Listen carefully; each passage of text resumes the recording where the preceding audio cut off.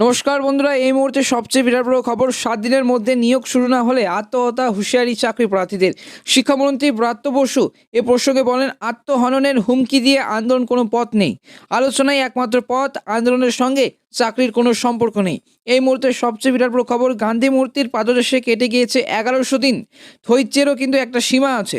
তাই আগামী 7 দিনের মধ্যে নিয়োগ প্রক্রিয়া শুরু না হলে তারা এবার আত্মহত্যার কিন্তু পথে যেতে পারেন চাকরি প্রার্থীরা। সোমবার দুপুরে এমনই কিন্তু হুঁশিয়ারি শোনা গেল নবম থেকে দ্বাদশের যে চাকরি প্রার্থীদের। এসএসসি কিন্তু যুব ছাত্র অধিকার মঞ্চের সদস্যদের গলায়। এদিন সাংবাদিক বৈঠক করে ওই মঞ্চের রাজ্য কোঅর্ডিনেটর সুদীপ মণ্ডল বলেন যে সরকারের সঙ্গে বৈঠকের পর বৈঠক হচ্ছে, কিন্তু সমাধান বেরোচ্ছে না। লোকসভা ভোটের আগেই যে আমরা স্কুলে চাকরি চাই, তাই দরকার দ্রুত কাউন্সেলিং। কিছুদিন পরেই লোকসভা ভোটের নির্ঘণ্ট ঘোষণা হয়ে যাবে, তখন কিন্তু আদর্শ আচরণবিধির অজুহাত আমরা শুনবো না।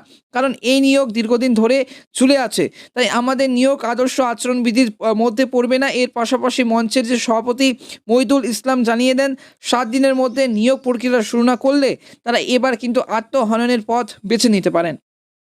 এই প্রসঙ্গে শিক্ষামন্ত্রী ব্রাত্য বসু বলেন, আত্মহননের হুমকি দিয়ে আন্দোলনের যে কোনো পথ নেই, আলোচনায় পথ। আন্দোলনের সঙ্গে চাকরির কোনো সম্পর্ক নেই, একটা জোট হয়ে রয়েছে।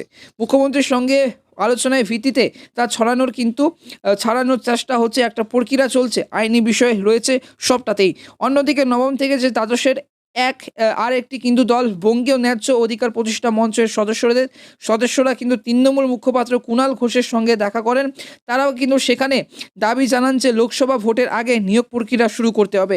এক চাকরি প্রার্থী অভিষেক সেন বলেন, কুণালবাবু এই সপ্তাহে আবার বিকাশ ভবনের শিক্ষামন্ত্রী ব্রাত্য বসুর সঙ্গে আমাদের কিন্তু বৈঠকে বসানোর প্রতিশ্রুতি দিয়েছেন।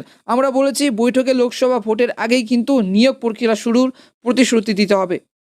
এই দিন শিয়ালদা থেকে কিন্তু শিয়ালদা থেকে ধর্মতলা পর্যন্ত মিছিল করেন উচ্চ প্রাথমিকের চাকরি প্রার্থীরা। তাদের দাবি, প্রথম কাউন্সেলিংয়েরও কিন্তু পরে দ্রুত দ্বিতীয় কাউন্সেলিং শুরু করতে হবে এবং যোগ্য প্রার্থীদের অবিলম্বে নিয়োগ করতে হবে। শিয়ালদা থেকে এস.এন. ব্যানার্জি রোড হয়ে ধর্মতলায় যে ওআই চ্যানেল পর্যন্ত আসে এই মিছিল। দফায় দফায় রাস্তায় বসে পড়ে বিক্ষোভ দেখান তারা চাকরি প্রার্থীরা। ধর্মতলা ডরিনা ক্রসিংয়েও কিন্তু রাস্তা বসে অবরোধ, এবার বিক্ষোভ দেখানো হয়। তাতে ধর্মতলা সংলগ্ন বেশ কয়েকটি রাস্তা কিছুক্ষণ অবরুদ্ধ হয়ে থাকে। এক চাকরি প্রার্থী সুশান্ত ঘোষ জানান, উচ্চ প্রাথমিকের 14,339টি শূন্যপদের মধ্যে মেধা তালিকায় নাম উঠেছে মাত্র 13,334 জনের। এর মধ্যে 8,900 জনের প্রথম কাউন্সেলিং হয়েছে, কিন্তু দ্বিতীয় কাউন্সেলিংয়ে বাকি আছে। বুধবার উচ্চ প্রাথমিকের কিন্তু নিয়োগ সংক্রান্ত শুনানি আছে ডিভিশন বেঞ্চে।